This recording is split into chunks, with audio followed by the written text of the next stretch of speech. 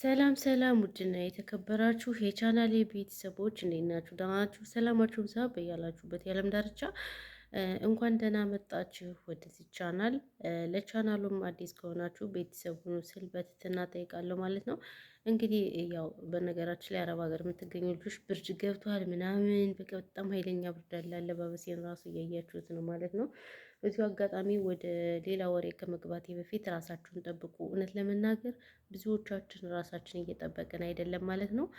ብርድ አለ። ብርዳቸው በጣም ከባድ ነው። የዚህ ሀገር ዝናብ አይጥልም፣ ግን ብርዳቸው በስማም የተለየ ነው። እኔ እንኳን እግዚአብሔር ይመስገን ደስ የሚለው ነገር እዚህ ቤት ሴቶችም አሉ፣ ብዙ ሴቶች በእኔ እኩያ የሚሆኑ ያው ልብሳቸውን እንትን ሲሉ ያው በእርግጥ እኔ ጎበዝ ነኝ፣ ራሴ የምገዛለሁ። እውነት ለመናገር እግሬ በሙቀትም በክረምትም ያለ ካልሲ አልንቀሳቀስም። ይቅርታ አድርጉልኝና በተለይ ካልሲ በጣም ያስፈልጋቸዋል።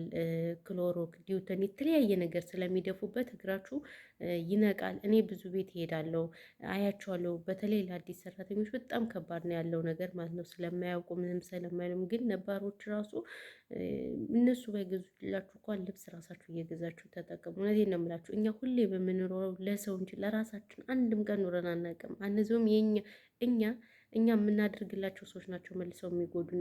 እኛ አመዳችን እጃችን ነው አመድ አፋሽ ነው። እውነት ለመናገር አረብ ሀገር የምንሰራ ልጆች ጥሩ ነገር ያደረግንላቸው እህቶቻችን፣ ወንድሞቻችን፣ ቤተሰቦቻችን ሲጎዱን የምናያቸው ትንሽ ሳይሆኑ በጣም በርካታዎች ናቸው። ስለዚህ በመጀመሪያ ለራሳችን እንሆን፣ ብሉ፣ ጠጡ።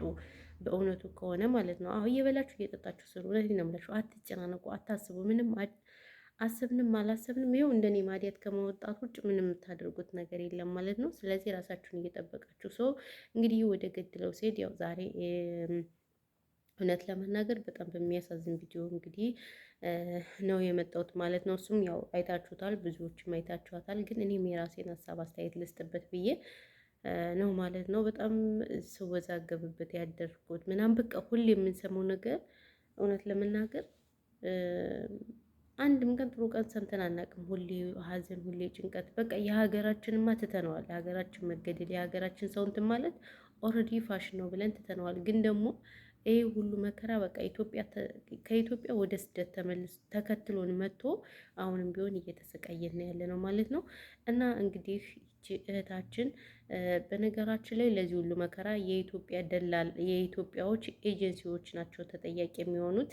ምክንያቱም እንግዲህ ይቺ ልጅ ያረፈችው እህታችን ግብፃዊ ነው ምናምን ደብድቧት አረፈች የተባለች እህታችን ይሄን የሰሩት ኤጀንሲዎች ናቸው። ኤጀንሲዎች እንግዲህ አረቦች ቋንቋ የምትችል አምጡ ሲሏቸው ቋንቋ የማትችል አምተው፣ በዛ ላይ ደግሞ በጣም ደላላዎች የኢትዮጵያ ኤጀንሲዎች ማርያምን ልነሱ ሊጠየቁ ይገባቸዋል፣ ሊጠየቁ ይገባቸዋል። ምንም እየሰሩ አይደሉም። በነገራችን ላይ እዚህ ሳውዲ ላይ ራሱ ማለት ነው ተደውሎ ራሱ አንድ ሰራተኛ 2 ዓመት ጨርሳ ማለት ነው እኛ ጋር ያለች ቤት ቀይሩ ምናምን ነገር ቤቱ ጥሩ አይደለም ምናምን ስትላቸው መቀየራ ትቼ መሳፈር ብቻ ምቼ ነው ያሏት። አስባችሁታል?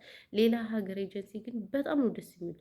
በጣም በጣም ኬንያ ሰራተኛ እዚኛ እኔ ከምሰራበት የልጇ ቤት ኬንያ ነበረች እና ልጁ አብሯት ነው የሚተኛ። በጣም ህፃን ነው። እሷ ደግሞ ስራ ይበዛባት በጣም ህፃን ነው። 2 ናቸው እና ኤጀንሲ ጋር ስትደውልለት በደቂቃ ነው የደወሉለት ለከፊሏ በደቂቃ።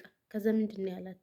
ለምን ለኛ ትነግሪንም ከመደወል ምናምን ብሎ ከፊሉ ከዛች ልጁ መተኛ ታቆም። አያችሁ፣ በደቂቃ ነው የደወለ። ኢትዮጵያ ግን ሲጀምር ስልክ አያነሱላችሁም። ይሄን እየመረራችሁ የኢትዮጵያ ኤጀንሲ ያሉት ሌባዎች ናቸው፣ አጭበርባሪዎች ናቸው። ምክንያቱም ለዚች እህታችን እርፈት ተጠያቂ እነሱ ናቸው። ለምን ቋንቋ የምትችል ነበር አረቦች እየጠየቋቸው አይደለ? ቋንቋ የምትችል እነሱ ግን ቋንቋ የማትችል አዲስ ሰራተኛ ነው ያመጡት። በጣም በተለያየ ነገር ስማችን ይቀይሩታል፣ ፎቶችን፣ የተለያየ ነገራችን በጣም ብዙ ነገር ነው የሚቀይሩት እና በጣም ሌባዎች ናቸው። እውነት ለመናገር እኔ እግዚአብሔር ይመስገን ድሮ ስመጣ ቤቱ ጥሩ መሆኑ ጠቀመኝ እንጂ ጥሩ ባይሆን ኑሮ እኔ ትሰሪያለሽ አሉኝ እነሱ ከ2 ሰራተኛ ጋር ሪያድ ነበር ትሰሪያለሽ አሉኝ። እውነቴን ነው የምላችሁ። ከዛ እኔ ስፈልግ ሪያድ ወፍ የለም። ከሪያድ የት ነው አምጥተው የጣሉኝ? አፈር ባጠል የሚባል ገጠር ቦታ ገጠር እዛ ነው መተው ወርውሮ የጣሉኝ እንጂ ግን እግዚአብሔር ይመስገን ሰዎቹ ያኔ ደህና ናቸው። ዋናው ጤና ነው። ጤና ራሱ መኖር በዚህ ሰዓት ትልቅ ነገር ነው። ስለዚህ ለዚች እህታችን ተጠያቂ የሚሆኑት የኢትዮጵያ ኤጀንሲዎች ናቸው። እንዲሁም ደግሞ አሁንም ደግሞ ደላላ፣ ሁሉም በቃ አረብ ሀገር ያለ ደላላ ነኝ እከሌን ወስዳለሁ እከሌን ወስዳለሁ ይላሉ።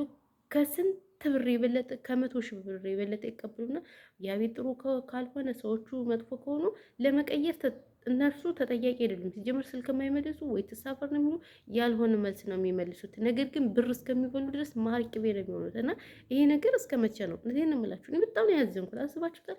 እቺ እንግዲህ አዲስ ናት። ቤተሰብ ስንት ነገር መስዋዕት ከፍሎ ነው የላካት። ከብት ሽጦ ኢትዮጵያ አሁን ያለበት ኑሮ ሁላችንም እናውቀዋለን። ኢትዮጵያ በተለያየ በጦርነት አሁን ኢትዮጵያ ደህይታለች። ምንም ነገር የላትም፣ ኢኮኖሚ የላትም፣ ወጣቱ ስራ የለውም። ስለዚህ እነዚህ ሰዎች እንግዲህ ተበድረው ልጃችን ቁም ነገር ትደርስልናለች ብለው ልከው እነሱ ግን ይሄው አስከሬን ሊቀበሉ። ስለዚህ ለዚህ ሁሉ ተጠያቂው ማንም ሳይሆን የኢትዮጵያ ኤጀንሲ ነው።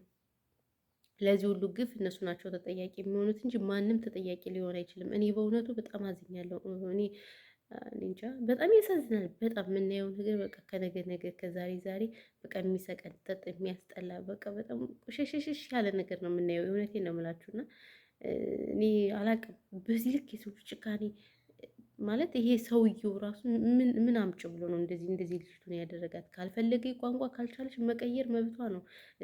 ካለበለዚያ አለማሰራት መብታቸው ነው። መክተብ ወስደው ማስቀመጥ ሲችሉ በዚህ መልክ እንጃ። ያው ኢትዮጵያ ሕግ እንደሌለ ያውቃሉ። በነገራችን ላይ ለዛ ነው አትፍረዱባቸው። ከሌላ ሀገር ሕግ እንደሌለ ስለሚያውቁ ነው እንደዚህ እኛም በተለያየ ነገር የሚጨቁኑን። ባይዘው እኛ ከሌላ የበለጠ ስራ ነው የምንሰራ። ደሞዛችን ትንሽ ነው። ፊሊፒኖች ለምሳሌ ስራ አይሰሩም እኮ ግን ደሞዛቸው 1500 ብር ነው። አዲስ ነው ያልኳችሁ፣ ነባርማ ኦልሬዲ ነው። እኛ ግን እንደዛ አይደለንም። ግን የምንሰራው እኮ እኛ ከነሱ የበለጠ እነሱ ከሆዳቸው ውጭ ምንም አያውቁም። እና ይሄ ሁሉ ለዚህ ሁሉ የኢትዮጵያ ኤጀንሲ ነው ተጠያቂ የሚሆነው። እና እኔ ብቻ በጣም ከባድ ነው ያለው ነገር ቤተሰቦች። ለማንኛውም እንግዲህ ፈጣሪ ከእንደዚህ አይነት ነገር ይጠብቀን ነው የምለው። ሌላ ምንም የምለው ነገር የለም። እኛ ፈጣሪ ነው የሚጠብቀን፣ ፈጣሪ ይጠብቀን እንጂ ለእኛ ማንም ስለሌለን እኛ በሰው አንመካም፣ በሰው አንተማመን። ምክንያቱም በሰው የምንመካ ቢሆን ይቺ እህታችን እንደዚህ አትሆንም ነበር። ለምን እኛ ብቻ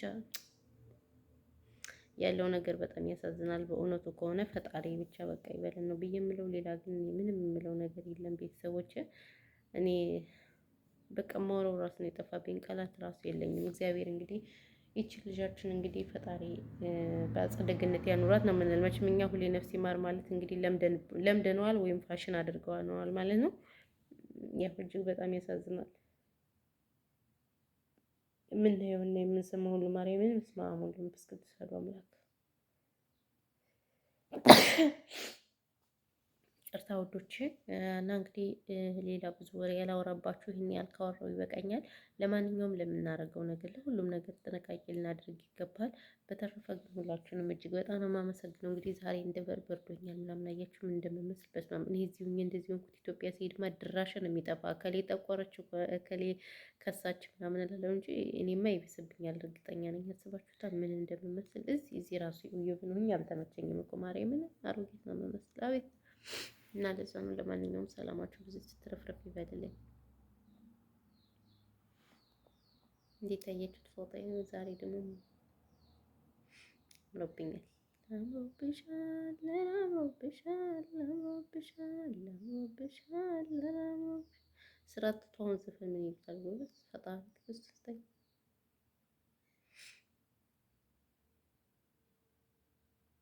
ይበላቸው። በሉ ሰላማችሁ ይብዛ።